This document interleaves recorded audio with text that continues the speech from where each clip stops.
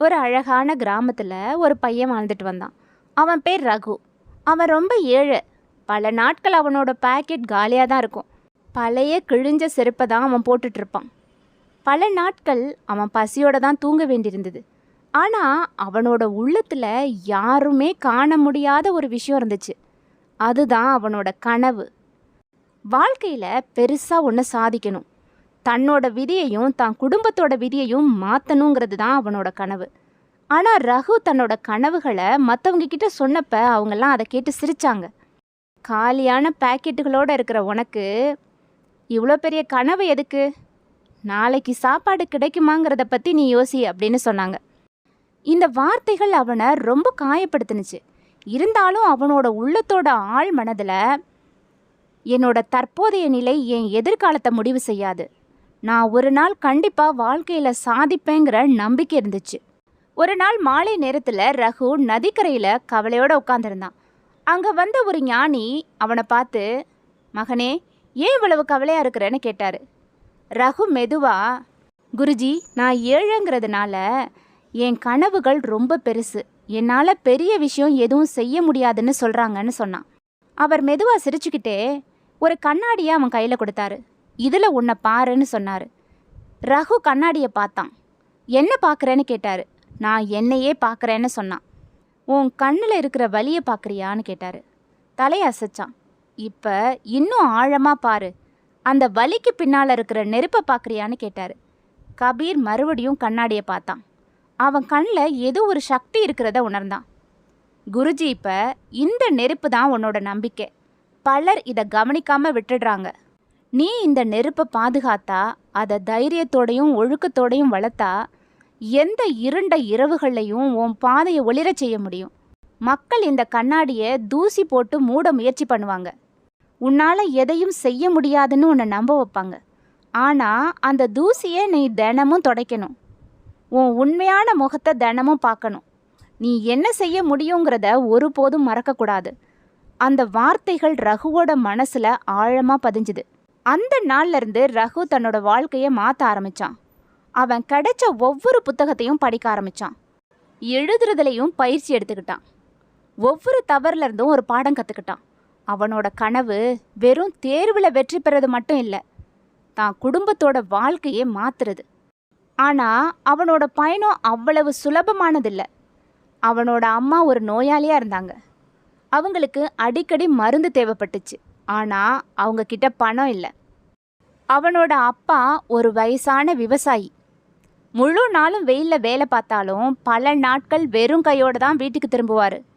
அதை பார்த்த ரகு தான் ஏதாவது செய்யணும்னு முடிவு பண்ணான். ஒவ்வொரு காலையும் அவன் பள்ளிக்கு போனான். மாலை நேரத்தில் ஒரு சின்ன டீ கடையில் வேலை பார்த்தான். கண்ணாடி கிளாஸை கழுவி வச்சான். வாடிக்கையாளர்களுக்கு டீ கொடுத்தான். வார இறுதியில் ஒரு மெக்கானிக் கிட்ட உதவி செஞ்சு வேலைகளை கற்றுக்கிட்டான். இரவு நேரத்தில் கிராமம் முழுவதும் தூங்கிக்கிட்டு இருக்கப்ப ஒரு மங்கலான விளக்கை வச்சுக்கிட்டு ரகு முழு கவனத்தோடு படிப்பான். சில நேரங்களில் தூக்கத்தையும் சுகத்தையும் உணவையும் கூட தியாகம் பண்ணான். ஆனால் அவன் ஒருபோதும் நிற்கலை. அவனோட கண்ணாடியும் அவன் கனவும் எப்பவும் அவன் முன்னாடியே இருந்துச்சு. இப்படியே சில ஆண்டுகள் கடந்து போச்சு. மெல்ல மெல்ல ரகு தன்னோட கிராமத்தோட ஒரு மூலையில் சின்ன மொபைல் ரிப்பேர் கடை ஆரம்பித்தான். அவன் சம்பாதிச்ச ஒவ்வொரு ரூபாயையும் கவனமாக சேமித்தான். காலப்போக்கில் அந்த கடை ஒரு சின்ன எலக்ட்ரானிக்ஸ் கடையாக வளர்ந்துச்சு. அவன் இரவும் பகலும் உழைச்சான். ஒவ்வொரு வாடிக்கையாளரையும் மரியாதையோடு நடத்தினான். மக்கள் அவனை நம்ப ஆரம்பித்தாங்க. சில ஆண்டுகளில் அந்த சின்ன கடை பெரிய கடையாக மாறுச்சு. அதுக்கப்புறம் அவன் பல கடைகளை திறந்தான். ஒரு நாள் அந்த கிராம மக்கள் ரகுவை பார்த்து பெருமையாக பேசினாங்க. ஒரு காலத்தில் அவனை பார்த்து சிரித்தவங்க கூட இப்போ இந்த கிராமத்தோட பெருமையே ரகுதான்னு சொன்னாங்க. ஒரு நாள் ரகு குருஜி தனக்கு கண்ணாடி கொடுத்த அதே நதிக்கரைக்கு திரும்ப போனான். அங்கே அவன் அந்த கண்ணாடியை வெளியே எடுத்தான். அப்போ அந்த கண்ணாடியில் அவன் ஒரு ஏழை சிறுவனை பார்க்கல. அவன் பார்த்தது ஒரு கனவு நினைவாக்கிய மனுஷனை. அவன் மெதுவாக சிரிச்சான். ஏன்னா ஒருத்தனோட பாக்கெட் காலியாக இருக்கலாம், ஆனால் அவனோட மனசு நம்பிக்கையால் நிரம்பியிருந்தா ஒரு நாள் உலகமே அவன் கைகளில் இருக்குங்கிறது அவனுக்கு அப்போ தெளிவாக புரிஞ்சுது. வறுமை உங்களோட ஆரம்பம் மட்டும்தான், அதுவே உங்களோட முடிவாக இருக்கணும்னு அவசியம் இல்லை. இன்னைக்கு உங்களை பார்த்து சிலர் சிரிக்கலாம், ஆனால் நீங்கள் நம்பிக்கையை விடாமல் பிடிச்சிக்கிட்டா நாளைக்கு அவங்களே உங்களை பாராட்டுவாங்க. உங்கள் கனவுகளை சின்னதுன்னு யாராவது சொன்னால் நீங்கள் நினைவில் வச்சுக்க வேண்டியது பெரிய வெற்றிகளெல்லாம் ஒரு காலத்தில் ஒரு சின்ன கனவாக தான் ஆரம்பிச்சுதுங்கிறத. உங்களோட இந்த நிலைமை உங்கள் எதிர்காலத்தை தீர்மானிக்காது, உங்களோட நம்பிக்கையும் உழைப்பும் தான் தீர்மானிக்கும். ஒருபோதும் உங்கள் கனவுகளை மட்டும் விட்டுடாதீங்க. ஏன்னா உலகத்தை மாற்றினவங்கெல்லாம் ஒரு காலத்தில் சிலரால் பார்த்து கேலி செய்யப்பட்டவங்க தான். இன்னைக்கு நீங்கள் கஷ்டப்பட்டுக்கிட்டு இருக்கீங்க, போராடிக்கிட்டு இருக்கீங்கன்னு கவலைப்படாதீங்க. அந்த போராட்டங்கள் தான் நாளைக்கு உங்களோட வெற்றி கதையாக மாறப்போகுது. நீங்கள் நம்பிக்கை வச்சிருக்கிற வரைக்கும் தோல்வி உங்களை வெல்ல முடியாது.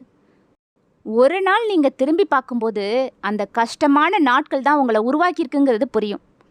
கடைசியாக இதை நினைவில் வச்சுக்கோங்க, கனவுக்கான தைரியம் இருந்தால் அதை உண்மையாக்குற சக்தியும் உங்களுக்கு இருக்குதுன்னு சொல்லி இந்த கதையை நான் முடிச்சுக்கிறேன். இந்த பதிவு உங்களுக்கு பிடிச்சிருந்தா இதை பற்றின உங்களோட கருத்துக்களை என்னோட மறக்காமல் ஷேர் பண்ணிக்கோங்க. இது வாழ்க்கை வாழ்வதற்கே விஸ்டம் ஸ்டோரிஸ். நான் உங்கள் பவி. நன்றி, வணக்கம்.